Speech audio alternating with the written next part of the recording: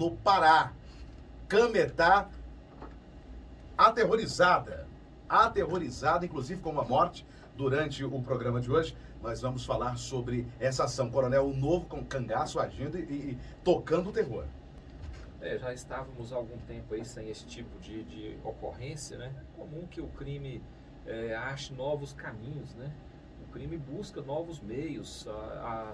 É sempre assim, é uma briga de gato e rato. As polícias correm atrás, fecham uma oportunidade, uma janela de oportunidade, e os criminosos buscam outro meio. E a prática da violência aí, excessiva, essa agressividade, ela visa inibir mesmo a reação das pessoas. E eu, do meu ponto de vista, ainda acho que os governos aí nos últimos anos facilitou a vida do criminoso porque desarmou a população. Quer dizer, ninguém pode se defender, ninguém pode fazer nada. Uma visão totalmente contrária do que existe aí fora do Brasil, principalmente nos Estados Unidos. E nós estamos vendo isso. Algumas medidas precisam ser tomadas para proteger. Agora, falando do Jornal Popular, destaque na capa de hoje: em Trindade, o prefeito aumentou o próprio salário, Coronel Viveiros. Qual que é a sua opinião? Olha, Coronel Viveiros, para o senhor ter uma ideia, o aumento para o prefeito de Trindade será de 26,5%. Olha só, de R$ 20.042, ele sobe de uma maneira assim estrondosa para R$ 25.322,25. Política fazendo o que a política sabe fazer bem, né? Desrespeitar a população, desrespeitar o momento que nós estamos vivendo, um ano muito difícil para o brasileiro, para as pessoas do mundo todo, por conta da pandemia, um aumento de desemprego aí de 2%, nós saímos de 12% de desempregados no Brasil, pulamos para 14% por conta da pandemia. Muitas pessoas continuam aí sob risco de perder emprego, de não ter como alimentar sua família, seus filhos, e a gente vê aí políticos totalmente fora de sintonia com a realidade que nós estamos vivendo. Então é por isso que as pessoas se revoltam, é por isso que nós tivemos uma abstenção aí, a maior abstenção do país foi em Goiânia, né, no segundo turno, justamente por conta desse tipo de coisa. As pessoas estão desacreditadas da política. A política precisa resgatar o seu respeito, resgatar o seu compromisso com a população.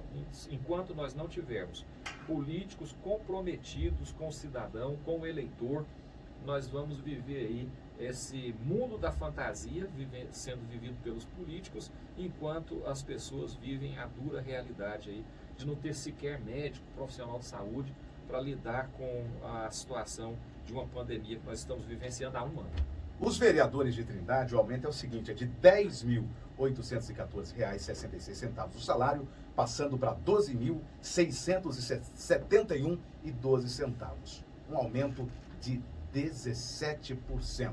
Tem aumento também para o vice-prefeito, viu, Coronel Viveiros? O vice-prefeito passa a ganhar R$ 18.991,78. Eu me recuso a falar de vice-prefeito. Me recuso. Eu sempre disse aqui, eu não entendo por que o Brasil mantém essa figura de vice. Vice-presidente, vice-governador, vice-prefeito. São mais de 5 mil municípios no país, 5 mil vice-prefeitos aí que não tem. Goiânia passou agora o último mandato do prefeito, que está encerrando agora em dezembro, sem vice-prefeito. E alguém sentiu falta disso? E é bom deixar claro que esta votação em Trindade foram dos vereadores atuais, não foram os vereadores eleitos. É sempre assim. A atual legislatura vota aumento para os próximos mandatários. Bom dia também, né? Essa pessoa não quer citar o nome, mas só que vamos registrar, está dizendo: olha, eu acho um absurdo essa situação, aumento do salário do prefeito, e está falando, aqui no meu setor, durante a política, olha só, limpam lotes, querendo mostrar serviço, agora passou, tem 4 dias que o carro de lixo não passa. Isso é um absurdo, né? Ouvinte da Vinha FM se manifestando, reclamando que antes da eleição a movimentação é grande. Passou a eleição, segundo ela, o carro de lixo tem 4 dias que não passa. Vamos fazer uma observação aqui, para que os nossos ouvintes que não têm conhecimento desse detalhe passem a saber. Na verdade, todo ano no mês de dezembro, nos últimos meses do ano, os governantes costumam suspender empenhos, a suspender pagamentos para fazer o fechamento da prestação de contas. Quando vem o processo eleitoral, é o último ano de mandato, então isso se fortalece, se acirra um pouco mais. E é normal que no mês de dezembro o serviço público se estrangule, fique difícil, falta mão de obra, falta equipamento, então não há uma prestação de serviço adequada.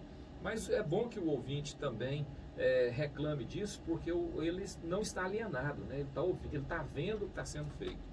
Elias, deixa eu aproveitar e agradecer, né, as pessoas que mencionaram o nome da gente aí.